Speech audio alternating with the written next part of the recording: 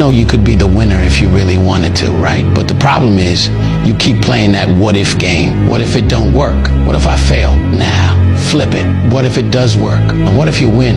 Then what? You're gonna be sitting there happy, right? You say you wanna win, but then you're scared to lose. What sense does that even make? Look, you can't talk about wanting to win and then be scared of the risk.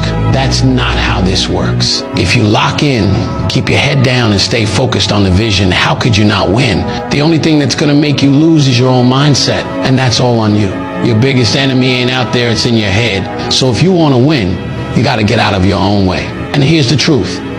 Every time you doubt yourself, you're slowing down your own progress. You either believe in yourself or you don't.